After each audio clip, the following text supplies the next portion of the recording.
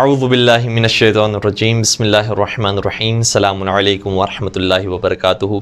مومن کرام، تعلیم و تربیت کی اہمیت سے کون واقف نہیں ہے کہ نبی اکرم حضرت محمد مصطفیٰ صلی اللہ علیہ وآلہ وسلم کی بعثت کے مقاصد میں سے اہم ترین مقصد تعلیم و تربیت کو قرار دیا گیا۔ ارشاد ہوتا ہے کہ هو الذی بعث فی الامیین رسولا منہم یتلو علیہم آیاتہ ویزکیہم ویعلمہم الکتاب والحکمہ وان کانوا من قبل لفی ضلال مبین، کہ وہ خدا وہ ہے کہ جس نے ایک جاہل معاشرے کے اندر ایک ایسے رسول کو بھیجا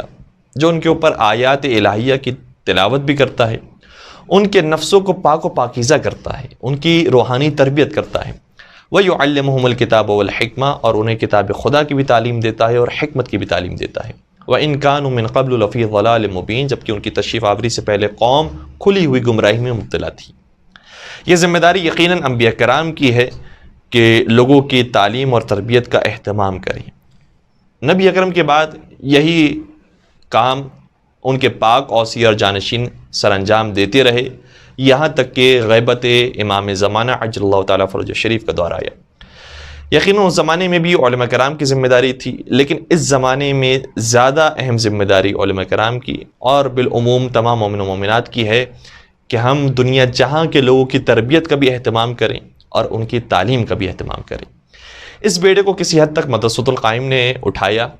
اور اب ایک نئے سنگ میل کو طے کرنے جا رہا ہے انشاءاللہ،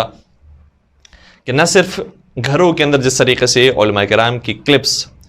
آپ تک پہنچا کرتی تھی، اب باقاعدہ دنیا جہاں کے طلبہ و طالبات اگر ان دروس کو باقاعدہ سننا چاہیں اور اس کا امتحان دینا چاہیں تو ان کلاسز میں وہ شرکت کر سکتے ہیں۔ اور یہ اقدام خود مومن و مومنات کی بھرپور اصرار پر، ان کی خواہش پر کیا گیا۔ ظاہر سی بات ہے کہ سبھی کراچی اور پاکستان کی طرف سفر نہیں کر سکتے، گرچہ قرآن کریم نے کہا ہے کہ فلولا نفر من کل فرقۃ منہم طائفہ لیتفقہوا فی الدین ولینذروا قومہم اذا رجعوا الیہم لعلہم یحذرون، کہ تم میں سے کوئی ایک گروہ کیوں نہیں نکلتا تاکہ وہ اپنے شہر کو چھوڑ کر دوسرے شہر کی طرف جائیں جو مرکز علم ہے، جو حوزہ علمیہ ہے، وہاں جائیں اور وہاں جا کر تعلیم حاصل کریں، دین میں سمجھ بوجھ حاصل کریں، اور پھر وہ اپنے قوم کی طرف لوٹ کر آئیں تو ان کو انذار کریں تاکہ اس انذار کا قوم والوں پر اثر ہو سکے۔ ظاہر سی بات ہے کہ آج ٹیکنالوجی کا زمانہ ہے اور دنیا جہاں کے مومنین آن لائن دروس کو، آن لائن کلاسز کو حاصل کر رہے ہیں، اسی طریقے سے مدرسۃ القائم نے باقاعدہ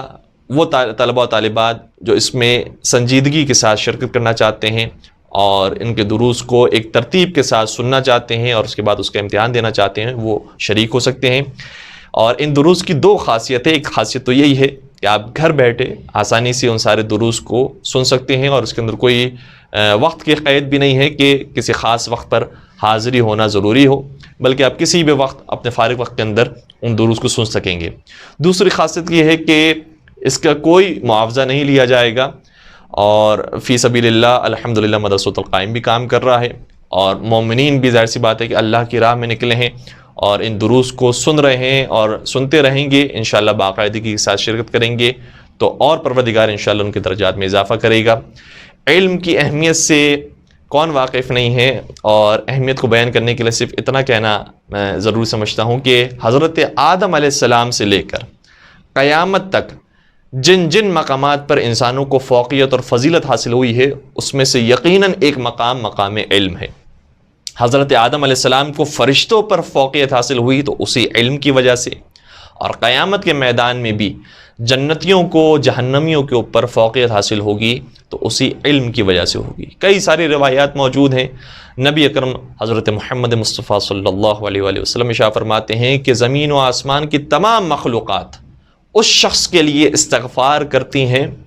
کہ جو علم حاصل کرنے کے لیے نکلتے ہیں۔ وہ مشہور حدیث جو یقیناً سبھی نے سنی ہوگی کہ طلب العلم فریضۃ علی مسلم،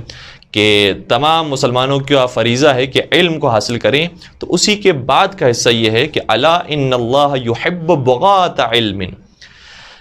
کہ یاد رکھو پروردگار جو علم کی تلاش میں نکلتا ہے اسے پسند کرتا ہے، اس سے محبت کرتا ہے۔ قیامت کے میدان میں بھی ان کی برابری کرنے والا کوئی نہیں، اور دنیا کے اندر بھی اگر کوئی فوقیت حاصل کرتا ہے تو اسی علم کی بنیاد پر حاصل کرتا ہے۔ ابن ابی الحدید معتزلی نے مولا متقیان کا یہ جملہ نقل کیا ہے، کہتے ہیں کہ مولا متقیان نے فرمایا العلم سلطان، علم بادشاہت لے کر آتا ہے، بادشاہت یعنی سلطنت، حکومت اور قدرت لے کر آتا ہے۔ ظاہر سی بات ہے کہ جو دنیا میں جتنا بھرپور طریقے سے علم حاصل کرتا ہے، ایجوکیشن لیول جن کا زیادہ ہوتا ہے، وہ قوم پوری دنیا پر حکومت کرتی ہے۔ تو دنیا میں بھی وہ لوگ حکومت کرتے ہیں کہ جو علمی میدان میں آگے ہوتے ہیں، اور قیامت میں بھی ان کا مقام و مرتبہ بہت بلند ہوگا کہ جو علمی میدان کے اندر آگے ہوگا۔ انشاءاللہ پروردگار ہم سب کو یہ توفیق دے کہ ہم علوم محمد و آل محمد کو حاصل کر سکیں اور اس پر عمل پیرا ہو سکیں۔ والسلام علیکم ورحمۃ اللہ وبرکاتہ۔